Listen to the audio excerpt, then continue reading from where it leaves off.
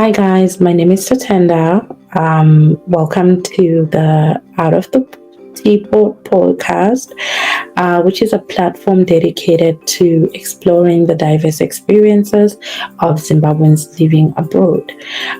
Join us as we engage with members of the Zimbabwean diaspora who share their unique journeys of leaving home, navigating new cultures, and building new lives in different parts of the world. Through candid conversations and personal stories, we aim to highlight the challenges, the triumphs, and the lessons learned along the way, offering inspiration and insights for anyone interested in the Zimbabwean experiences in the diaspora. As your host, of course, I'm going to start with myself. I have personally lived in 3 countries other than Zimbabwe. But the first time that I left Zim, I remember the first time that let's start from the beginning. Like the first time that I got a passport was when I was in grade 5, and back then everybody was moving to the UK, and I think the way I got it was one of my dad's friends told him that, you know what, he is moving to the UK. He resigned from work. They used to work together. And so he told my dad that, you know what, I'm moving to the UK with my family. And I think he told my dad the whole gist of, how to do it and whatever. And I remember that day because I think that was the day that my dad was actually told, because he came straight to our school, took us out of school, myself, my brother, and my sister. And we went to Chinwe to get our passport date like that same day. I remember as kids, you could only get 5 years. And then by the time we went back home, my mom was like, yo, I went to pick you up at school. You guys were not in school. And my dad was like, I took them to have their passports taken. And so I think at that time he was so inspired by his friend. But I was a kid. I never heard much about it after that. And then my dad moved to South Africa. The first time that I left the country, and I'm not talking about leaving the country the way you go on a trip to Victoria Falls and you walk the footbridge to Zambia and come back. If that's what we're talking about, well, I did that in grade 7. But really actually leaving home, leaving the country and getting my passport stamped, that happened for me in 2014 when I went to South Africa to visit my dad. I was about to graduate from uni. Yes, I graduated from uni 10 years ago, guys. I was about to graduate from uni when my dad sent me a bus ticket. Yes, my dad sent me a bus ticket to come and do my shopping for my graduation ceremony. And that was so special to me because leaving my country, getting my passport stamped and walking to the South African side, getting my passport stamped, and just him waiting for me at Park Station. That was an amazing time for me, doing shopping in the malls and just being on vacation and just having a long time with my dad. And that kind of started making me feel you know what, there are other countries out there. Of course, I started trying to apply for master's programs in essay and stuff, but nothing really kind of panned out for me in that way. Anyway, moving forward, I randomly came upon the opportunity to go for a master's degree in India. it was happenstance. Like maybe I will address it another day, but it was basically just, actually, let me just address it now. There's no other time like the now. So the way it happened was I started working at an insurance company after uni. It wasn't anything I went to school for, but as you know, in Zim, you just start doing whatever is available. My mom wasn't really happy about it, so she kept on asking me, so what's next? So what are you hoping for? What happens? What's gonna go? How is it gonna be in the future?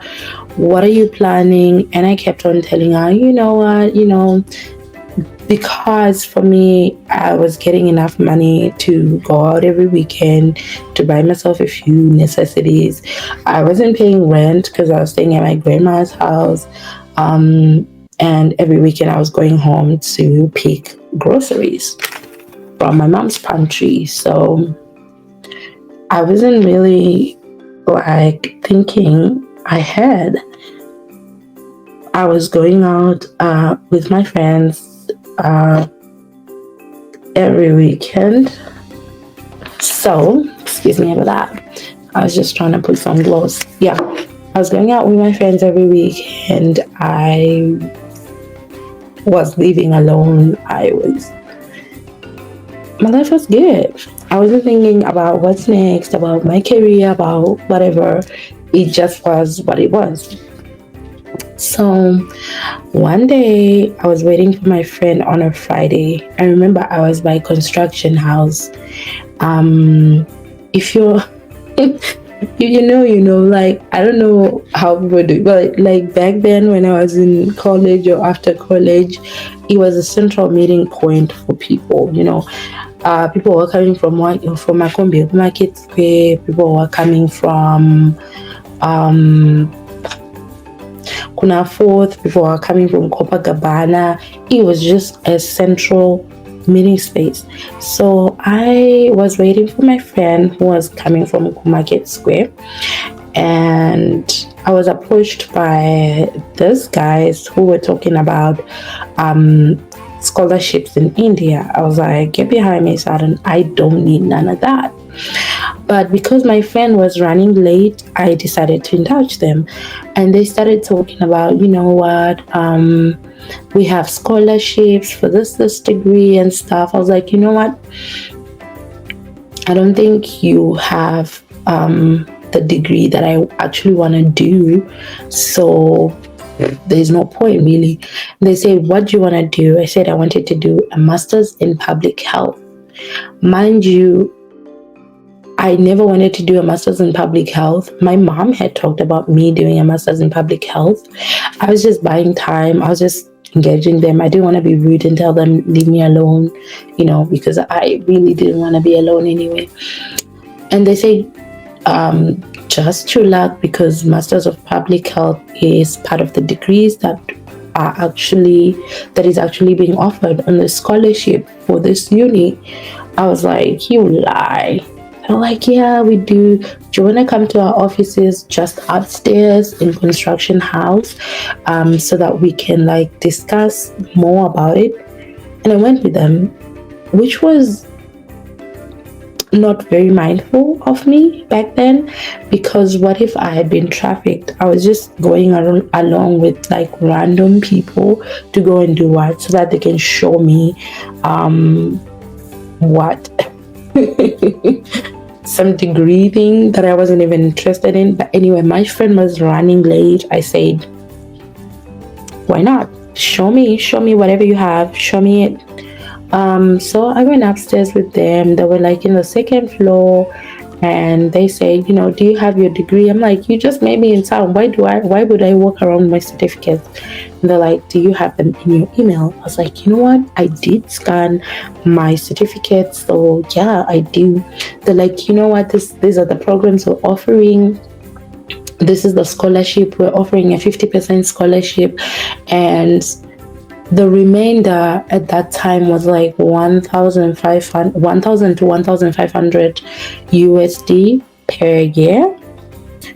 And it was cheap, because look at the other tuitions that people are paying outside the countries and stuff.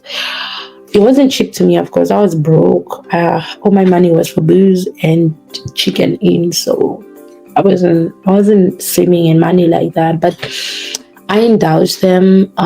Shout out to Rose for running late that day, because she is actually the reason why I went to India. So they told me that, you know what, let's help you with the application. There's no application fee. And if you don't get it, you don't get it. Like, you have nothing to lose. Like, you can log into your email, we download your certificate, and we, apply. I was like, okay, whatever. And we did that, and they said, okay, we will wait for a response. And if they respond to you, you can come back here. I was like, okay, cool. My friend is here anyway, so bye. So I went about my day, and the next day I received an email that I had been admitted to the school, which is kind of sus, because what do you mean I applied today and you are accepting me the next day? That's crazy. Anyway, I ignored the whole thing. I went on with my life for about a month. Then I met up with my mom for lunch, like a month later. And she was on and on and on about, oh my God, what are you planning? Why don't you think about something else? Like, what's your career going to be? Your degree in sociology, what are you planning to do with that? I told her, ma'am, there are no jobs. She's like, you can be a teacher. Fun fact, my mom was a teacher before she started working for the Ministry of Education. So I was like, I'm going to stop you right there, ma'am, because I went for temporary teaching after my A-level. And let me tell you, that experience was so horrible. It was so freaking horrible. I don't even want to think about it. Like, it was in a rural setting, and it was the ghetto. The temporary teachers were doing the most. They were doing the most, to the extent that they beat up the headmaster per assembly. Like, I don't even have English to to translate. The Vakanorola headmaster per assembly. That's how ghetto the place was.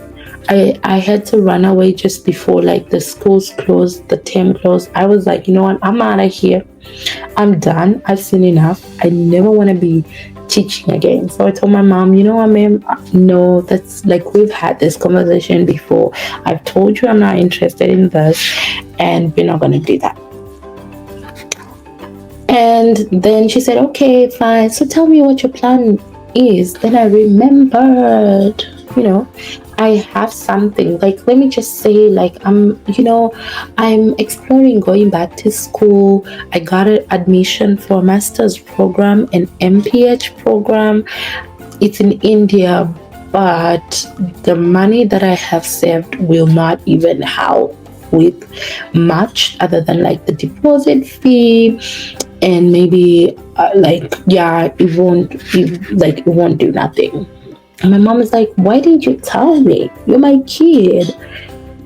You want to go to school? I got you. I said, really? I said, yeah, I'll talk to your dad. Do you do due diligence? Do you think the place is legit? Do you is this like something that you really want? I said, yeah, I guess. I mean, since I brought this up to you, I guess I want it. It's like, you know what? Do your due diligence. Do research more about it, and if really this is what you want, do the deposit, and then I got you with the rest of the things. Like, I will talk to your dad and we'll figure it out. I said, okay, ma'am, okay. So anyway, I called up my friend from uni. Shout out to Sandra. So I called Sandra. I was like, Sandra, you know what? I heard about this thing. We're in the same class, and there's in uni, so that there's opportunities with like scholarship in India, like partial scholarships, that is. So is that something that you think you'll be interested in? I was just scared to do it on my own. So I said, let me ask around, like, do people know about this and stuff? So Sandra was like, say less, I'm gonna research more about it. I said, cool. 2 days later, Sandra called me and says, yo, I got admitted, I've paid my deposit, and now I'm working on my visa. I said, ma'am, that was so fast. That was fast.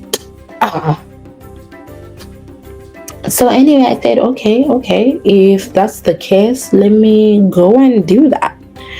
So I went and did the same, paid my deposit, accepted admission, and then I started doing my visa process. Boom, boom, boom, boom, boom. 2 months later, I was in India and I was doing my master's in public health alongside my friend, my cousin.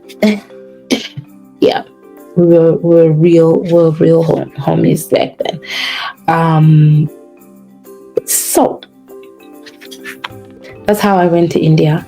I spent 2 years there doing a lot of growing up. I feel like when you're in uni the first time, like you're 18, you barely know what you want. Not that I knew that I wanted this master's anyway, but like you barely know what you want. You just go in a school for the sake of your parents are paying tuition. Not that I was doing better in my master's, but I started having a sense of responsibility now that, okay, this is really my chance. This is the last chance my parents are going to bail me out of stuff.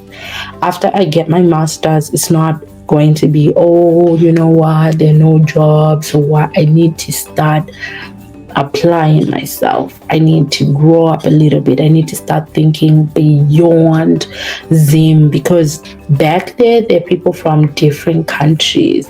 There were people from Ethiopia, there were people from South Sudan, there were people from Zambia, Nigeria, there were people from other Asian countries, China, Bhutan, Thailand. There were people from everywhere, darling. Like, so I started getting exposure.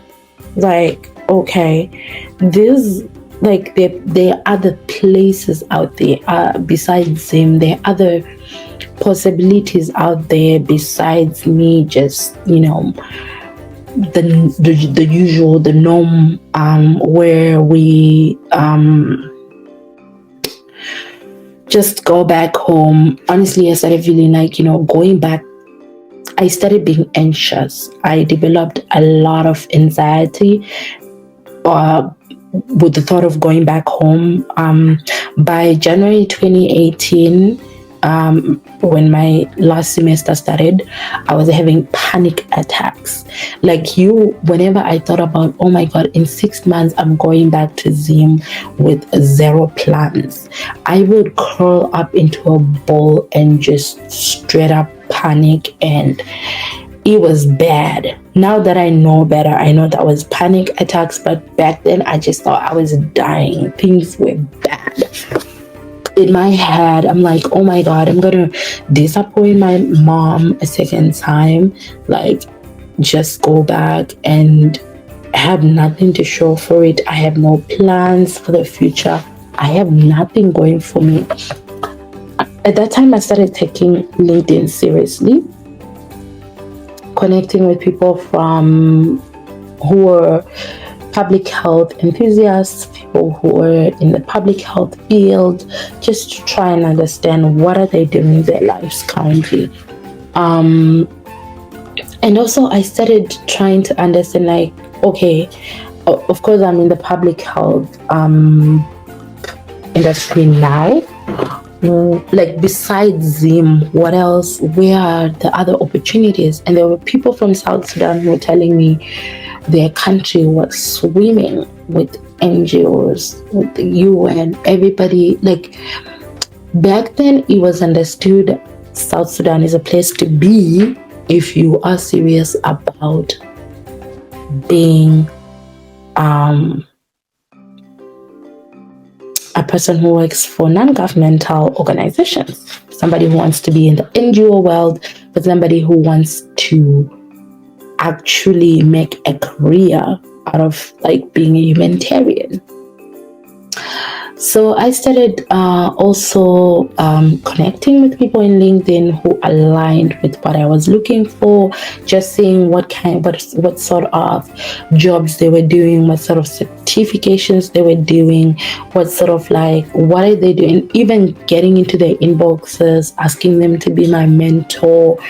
And then before you know it, I submitted my dissertation and it was time to go home. I went home, I cried in that plane. I remember it was Rwand Air. There was one babe who sat next to me. She was going back home. She was also Zimbabwean. She was going back home for her vacation. Shout out to Tari.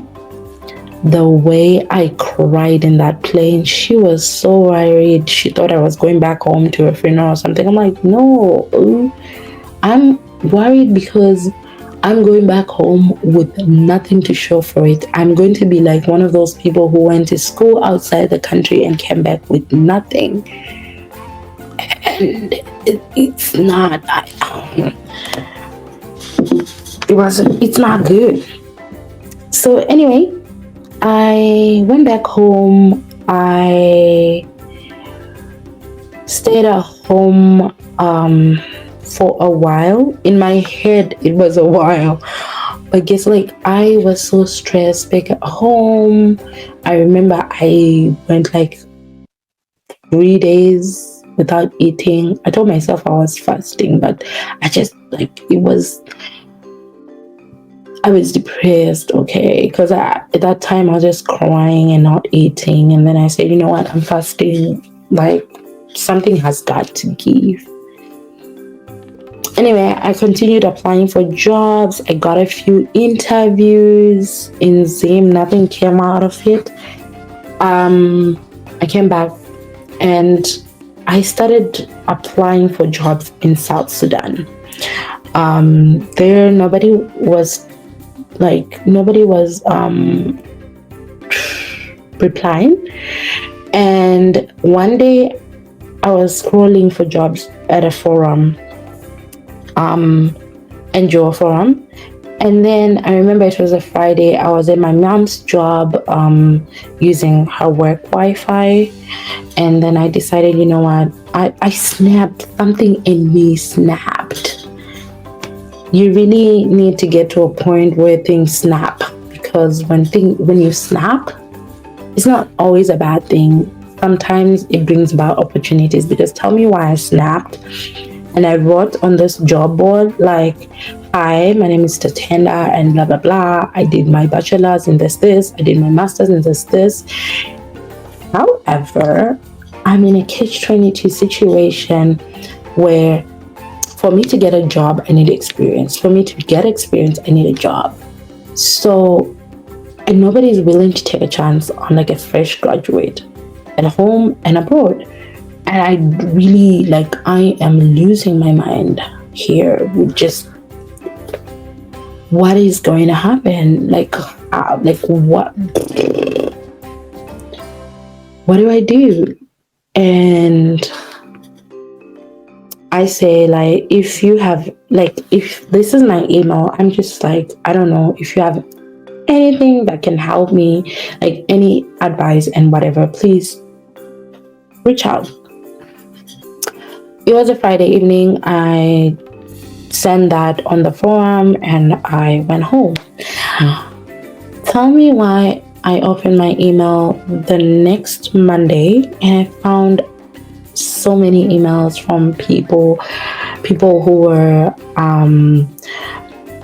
giving me words of encouragement, telling me not to give up, telling me to keep on applying myself. People who had like odd propositions like open your own NGO, come here and help me open my own NGO, invest in my NGO, marry me. I don't even know you. What do you mean, marry me? And some of them were like, oh, you know what? There's this vacancy, that vacancy, blah, blah, blah. Send your email here. I think there were a couple of those. So I sent emails there. And one of the persons responded to me and said that they were looking for a project coordinator. And from the way I'd written my plea, my cry of help, it sounded like I had a good command for writing and definitely could help in doing project proposals. And he sent me an application form and said to apply, blah, blah, blah. Cool. So I applied and I got an interview. In the interview panel, guys, didn't my English just evaporate? I tried to speak. My tongue was so tied. I was jumbling up my words. It was a hot mess. And to make matters worse, I took that interview at home with no Wi-Fi, using Econet internet. And did the electricity not go? Yeah. The network is gone when the electricity goes, by the way. And it was a mess, and I couldn't continue with the interview. And the person was like, you know what, maybe we need to postpone this and blah, blah, blah. And the guy that I was talking to said to me, are you the same person that I've been doing emails and back and forth with? Because you sound not confident. You sound like you're not sure of what you're doing. You don't sound the same. Basically, you're sounding like somebody who's nervous. Like, what's going on? I advocated for you to get this interview and you are killing me, ma'am. I was like, yo, I'm sorry, I was nervous. I had everything riding onto this. You're the first light in a very dark tunnel. So please give me another chance. Just give me another interview and hopefully I'll nail that one. And he was like, okay. It was on a Friday. He told me, okay, let's meet again on a Monday, and hopefully this time around you will show us something worth hiring. I said, okay, thank you. On the Monday I went to my mom's office. I was all nerves and I did the interview. I was like, you know what, this is I'm just gonna give it all I have, and that's it. I remember that I had also been invited to another interview in an NGO in town. So after that interview, I went to my other interview, and when I got there, there were so many people that were experienced, people who were my parents' age, and I'm sure they were experienced. And I just saw that, you know what, there's nothing for me here. I did my interview and I was like, you know what, I'm just gonna see. At least getting picked for interviews is something, right? Anywho, I did receive an email back from them the same day that they were impressed, and that they would like to offer me a position for $1,000 per month. I was bawling. I had never seen that kind of money before. I was like, you know what? I'm there. I'm there. They're like, yeah, so you can start in August. Now I came back from India in June and this was July. So in my head, I was being anxious, but I literally stayed at home for 2 months. Anyway, that's how I ended up going to South Sudan. My dad was against it because it's a war zone and it's his daughter going there. And I told my mom, you know what? I don't know how you manage your affair with your husband. Just ensure that he's on board by the time I board that plane. And so, yeah, I went to South Sudan to that organization. I worked there for 1 year, 6 months. The funding ended in the middle. There was a bit of, non-payments here and there, but the experience I gained was invaluable to get.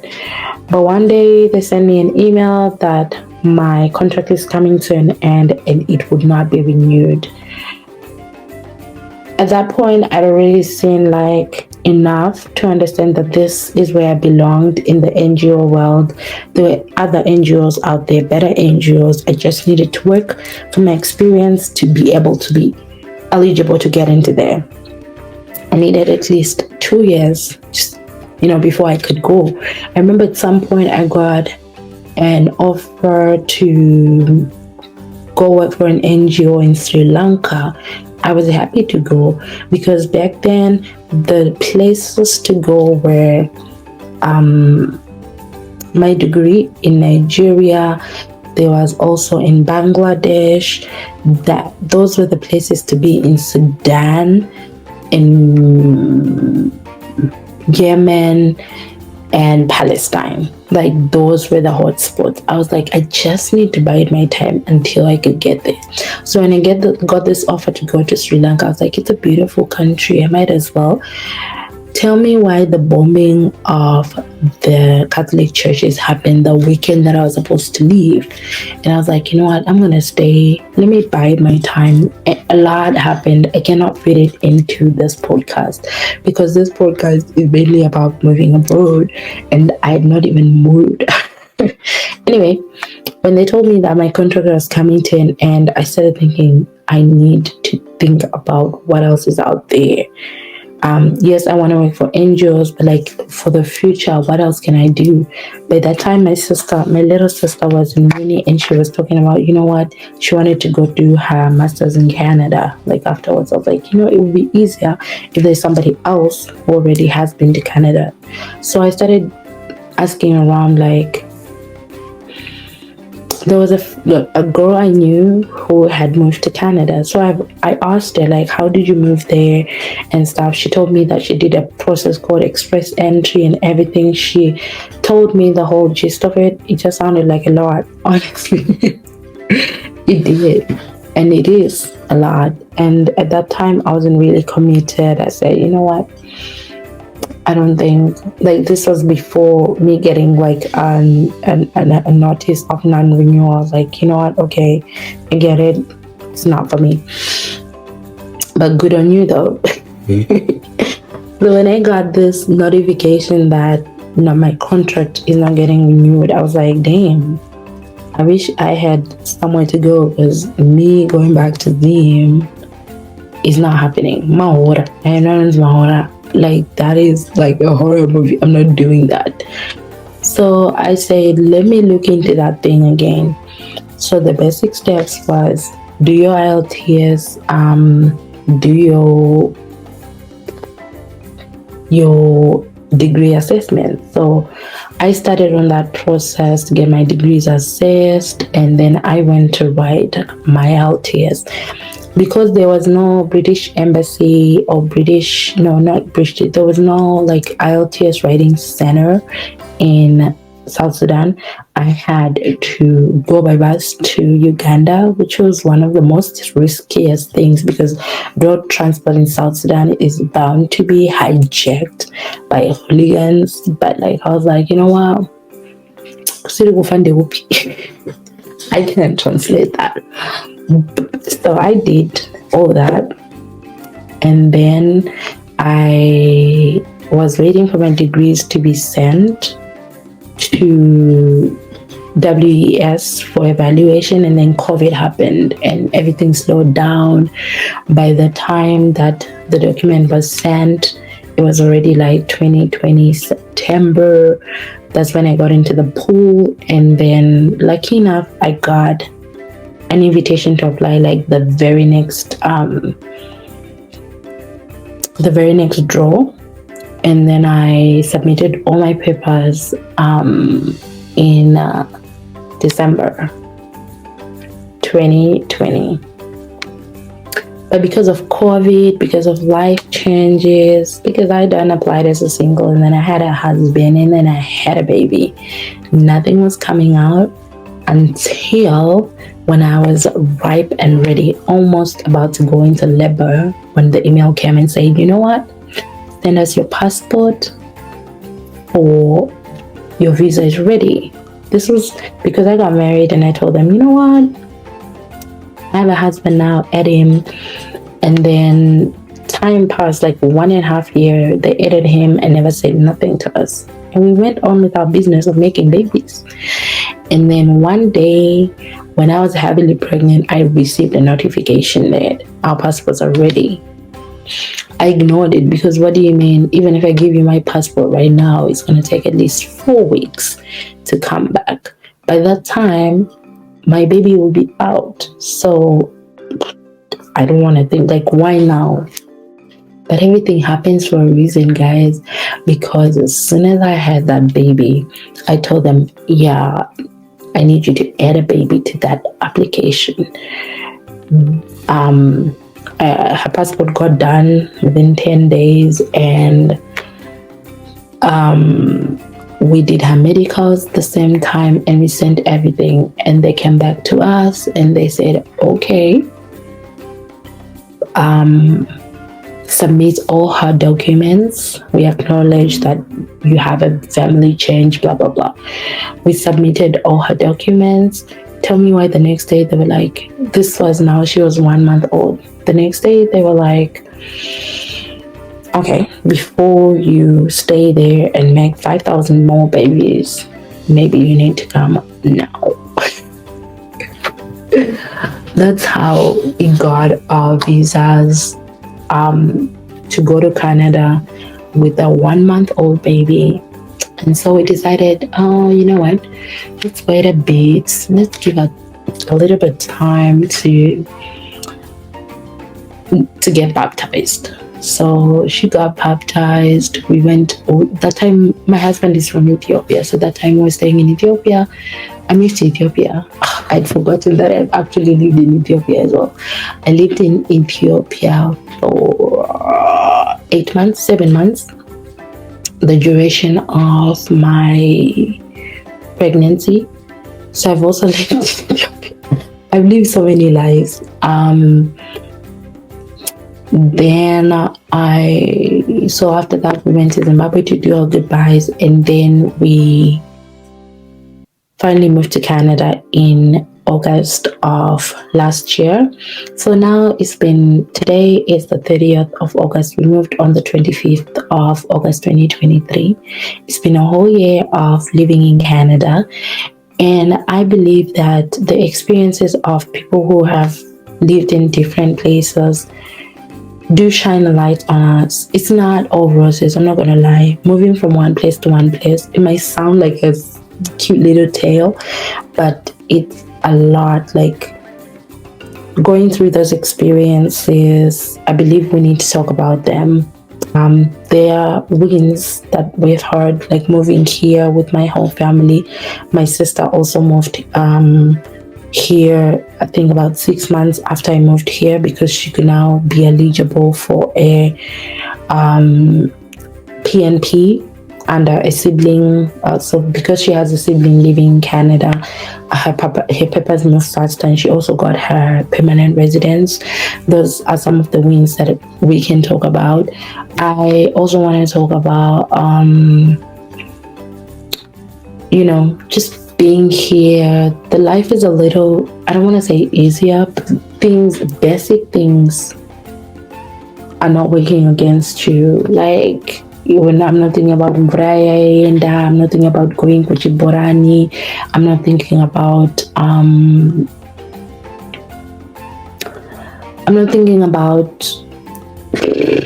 Magetsi or some of those things like hakuna fuel yakapera kuma service station and we have to sleep in line. I'm not thinking about all those things right now. Of course, there are other opportunities that I've seen, like being here, opportunities for my child, opportunities for my career growth beyond being an NGO worker, because I've noticed now that unless you're in Ukraine or you're posted in Palestine or that's where the funding is going now. Which those visas are not easy for African NGO workers and diplomats. The resources and the funding is dwindling in African humanitarian settings. Funding in South Sudan is dwindling. Funding in DRC is dwindling. I don't even know if people are still operating in my degree right now. Funding in funding is just going very low. And many of the people that I've worked with, because I came here while still working as a humanitarian, working online, working from home, my contract had to end because of funding constraints. Those are some of the pains, like when you reach a place and you're looking for a job and stuff. I didn't have those problems because I was working from home. I still had my job, the same job that I've worked. I really progressed my career until I was like in a global team in an international organization, and I moved. I had the same job while I was pregnant. I even worked right until I had that baby. I remember I had the baby on a Saturday. I logged in on Monday and told them that, you know what, I'm now on leave. And it was unpaid too, because Americans when I catch you, but that's just a story for another day. I don't want my pilot episode to be long. But yeah, so there are other pains as well, like with moving to the diaspora, just getting into your space, your professional space, is not as easy. You need to do recertifications, you need to go back to school sometimes. When you get a job, some people, I'm not saying it's general, some people are liking, they just get to come to new countries and continue with their jobs or like with their careers seamlessly. Some people have to work a lot to get recertified, to start thinking about what, like, some of these careers that we have, we chose them when we were 18. There are other careers that we would never think about. Like, I was exploring how to be a plumber last month. So these are some of the these are some of the opportunities. You can be anything you want. It's not about, okay, because my mom wants me to be a doctor or a lawyer, or you can be anything you want anyway. So I'm hoping that we can continue having these discussions as Zimbabwean diaspora of how we got where we got, what are the opportunities, what are the links, famous links, and hopefully those experiences can shed light to other people and just give information out there that there are these opportunities, these are the experiences that we've gone through, these are the advantages, these are the disadvantages, so that if everybody can know what's out there. So yeah, that's been my story. Thank you for listening. Once again, my name is Tatenda, and this has been Out of the Teapot. And if you're wondering why, it's because our country is shaped like a teapot. So out of it, we have been. Hope it makes sense. Anyway, thank you so much. Ciao.